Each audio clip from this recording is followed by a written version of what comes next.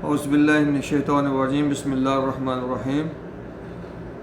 Real health care tips کے سامعین کو میری طرف سے السلام علیکم۔ دوستو، آج کی جو ویڈیو ہے خاص طور پر میری بہنوں کے لیے ہے۔ آج ہم ذکر کریں گے کہ لکوریا کیا ہے، اس کی کیا علامات ہیں، اس کے کیا نقصانات ہیں۔ لکوریا عموماً عورتوں میں ہوتا ہے، کسی عمر میں بھی ہو سکتا ہے۔ بعض دفعہ ایسا ہوتا ہے کہ لکوریا ہونے کے باوجود میری بہنوں کو پتہ نہیں ہوتا کہ ان کو لکوریا کا مرض جو ہے لاحق ہو چکا ہے، کیونکہ شروعات میں ایسا ہوتا ہے کہ غنودگی رہتی ہے، سر میں اکثر اوقات درد کا ہو جانا، کام کرنے کو دل بالکل نہیں کرنا، یہ شروعات میں علامتیں ہوتی ہیں۔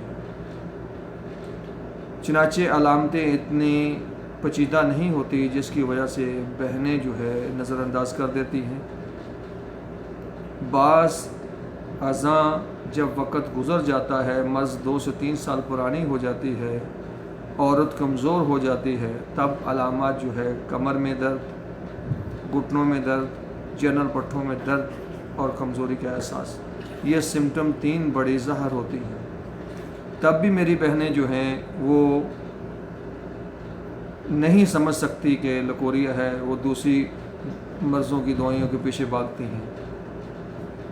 اگر یہ 3 علامتیں ایک ساتھ میں یا 2 علامتیں، گھٹنوں میں درد اور کمر میں درد، دونوں علامتیں سیم ٹائم میں ہیں تو آپ کو لکوریا ہے، آپ کو لکوریا کا علاج کروانا چاہیے۔ خاص طور پر میری شادی شدہ بہنوں کے لیے میں ریکویسٹ کرتا ہوں کہ وہ لازم کروائیں اور اس میں تاخیر نہ کریں۔ اگر کسی شادی شدہ بہن کو لکوریا کا مرض ہو جاتا ہے تو اس سے کیا نقصان ہوتا ہے کہ اس کے جو مرد کو مسئلہ لاحق ہو جاتا ہے، اس کے مرد کو بانجھ پن کا شکار ہو جاتا ہے، جس کی وجہ سے کئی سال جو ہے اولاد کی نعمت سے انسان محروم رہتا ہے۔